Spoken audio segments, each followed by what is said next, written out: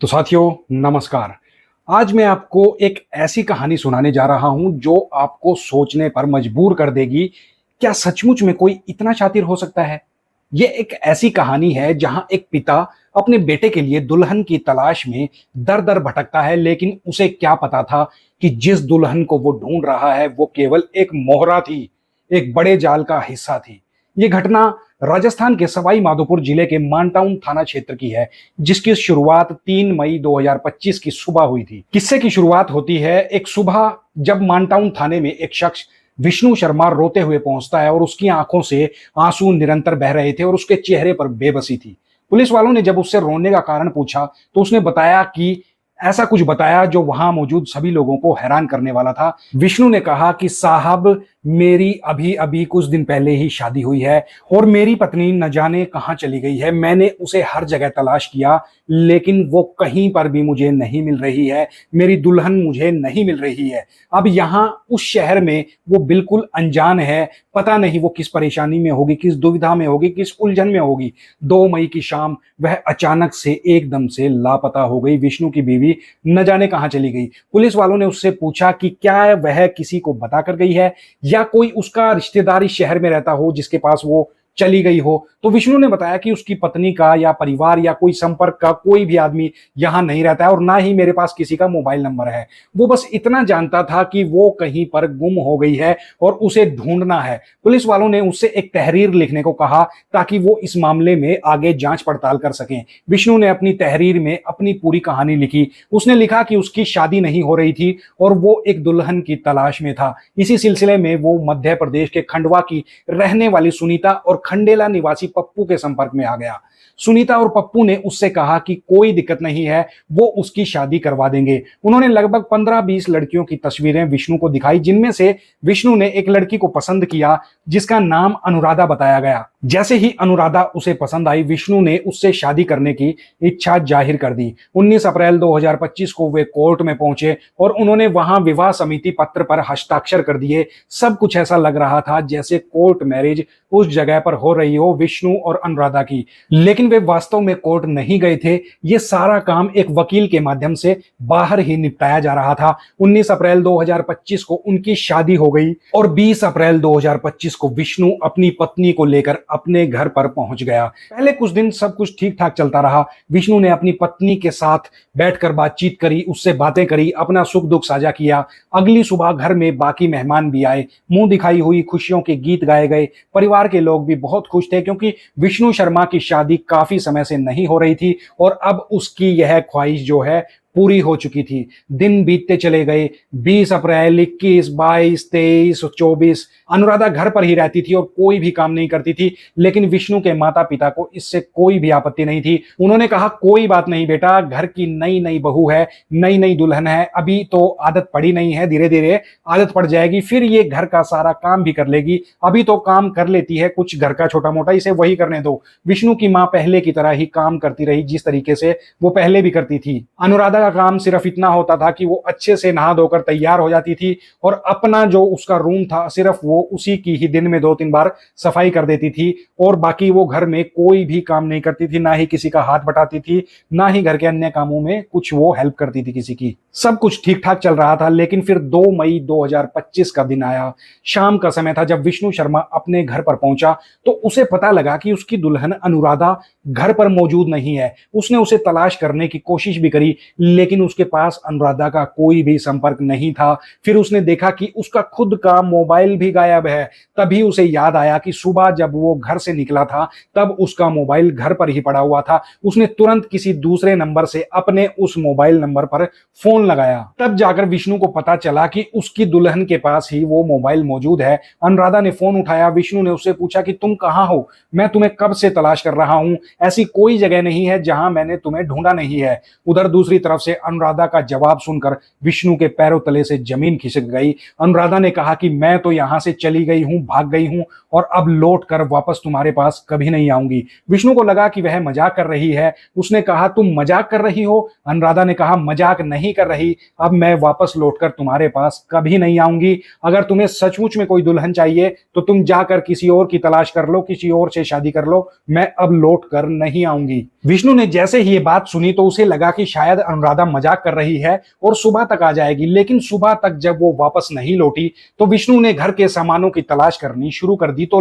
लगभग विष्णु ने पाया कि जो घर की अलमारी थी उससे लगभग 50,000 रुपए नकदी और कुछ ज्वेलरी जैसे मंगलसूत्र, हाथ की अंगूठी और पैर की पाजेब, जिनकी कीमत लगभग 1 लाख या 1.25 लाख रुपए के करीब बताई जा रही थी, वो सभी उस अलमारी से गायब थे। विष्णु का मोबाइल भी गायब था। ये सारी कहानी जब थाने में सुनाई गई तो पुलिस तुरंत एफआईआर दर्ज कर लेती है। एफआईआर दर्ज करने के बाद पुलिस ने इस मामले की गंभीरता को समझा और एक टीम गठित कर दी। टीम में एएसआई मीठालाल यादव, कांस्टेबल रामजी लाल और जितेंद्र और महिला कांस्टेबल दीपिका को उस समय शामिल किया गया। मानटाउन पुलिस ने उन्हें दुल्हन को ढूंढने का जिम्मा सौंप दिया।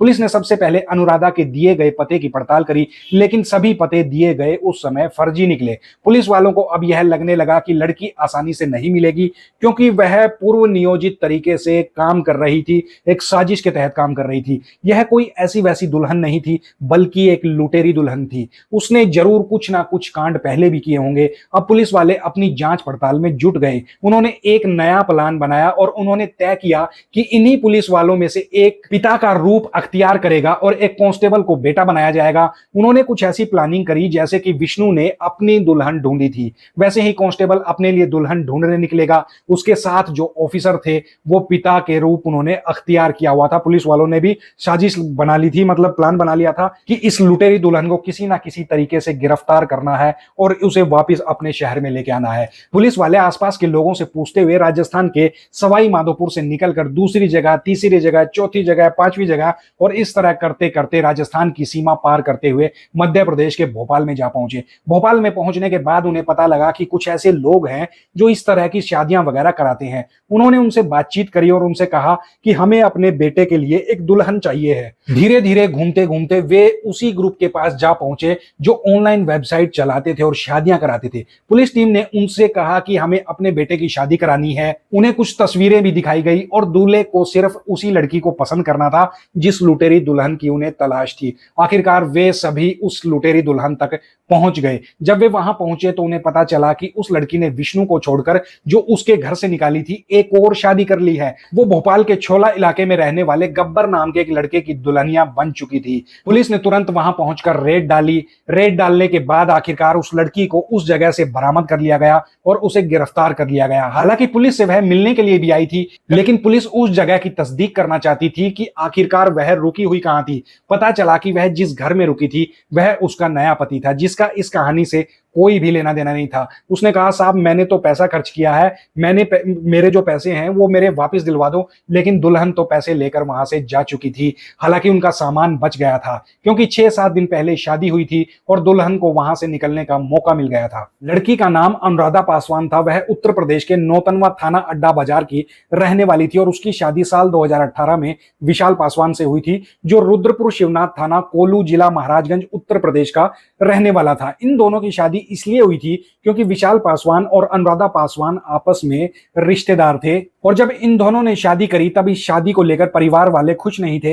हालांकि शादी करने के बाद वे गांव में ही रहते थे। साल 2021 तक वे साथ साथ रहे और उनके एक बेटा और बेटी भी पैदा हुए, लेकिन एक बार उन्हें मौका लगा और साल 2021 में वे अपनी जगह छोड़कर कमाने के लिए शहर से निकल गए। वे सीधे मध्य प्रदेश के भोपाल आ पहुंचे। भोपाल में एक थाना लगता है छोला, और छोला थाना क्षेत्र का एक ऐसा जगह लगती है जिसको शिवनगर के नाम से जाना जाता है। वहां पर उन्होंने रहना शुरू कर दिया, लेकिन पति और पत्नी के बीच में अक्सर विवाद रहने लगा।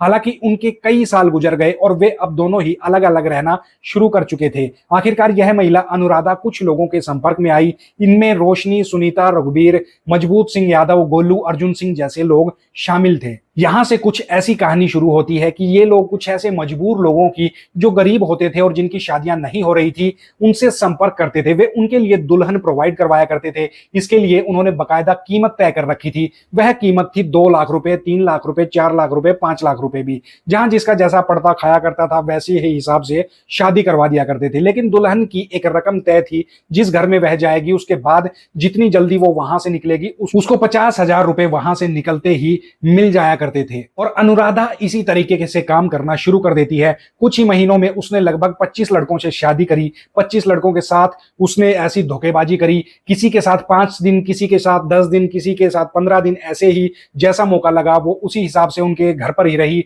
और जैसे उसे मौका मिलता वो उस घर से निकलकर फरार हो जाती, वहां से गहने, पैसा, रकम इकट्ठा करके किसी ना किसी रात मौका लगते ही वो वहां से फरार हो जाती। कई घर ऐसे भी थे जिन्हें पहले से ही शक हो जाया करता था कि वह भाग सकती है, इसलिए उसकी घेराबंदी करवा दिया करते थे। और जब घेराबंदी हो जाया करती थी तब वह दुल्हन फंसी हुई अपने आप को देखती थी, तब अपने साथियों को फोन करके, मोबाइल फोन करके वहीं पर उसी जगह, उसी लोकेशन पर बुलवा लिया करती थी। और उसके साथी उस जगह पहुंच जाते थे और मारपीट करके अनुराधा को वहां से छुड़वा कर ले आते थे। और ऐसे ही वो लोग पैसे लोगों के इकट्ठा करते थे, उनके घरों से ज्वेलरी, नकदी, बाकी चीजों को लेकर जाने की कोशिश भी होती थी। हालांकि विष्णु शर्मा ने हिम्मत दिखाई, वह थाने जाता है और पुलिस तक जाता है। पुलिस ने भी बड़ी ईमानदारी से काम किया। आखिरकार दुल्हन पकड़ी गई और पूरी कहानी सब लोगों के सामने आ गई। अगर उस सिपाही के साथ उसकी शादी हो जाती तो वो 25वीं नहीं बल्कि 26वां उसका दूल्हा होता अनुराधा का। लेकिन वो इससे पहले 25 शादियां कर चुकी थी। दोस्तों, इस पूरे घटनाक्रम को सुनाने का उद्देश्य किसी को परेशान करना या किसी का दिल दुखाना नहीं है,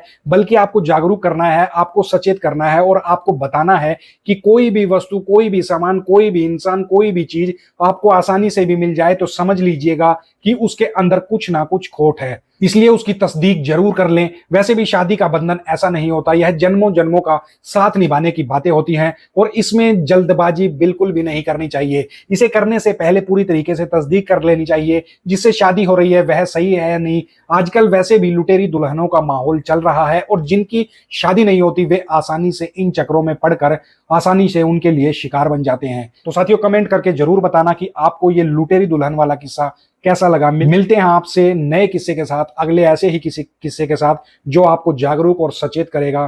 तब तक के लिए जय हिंद, जय राष्ट्र, जय हरियाणा।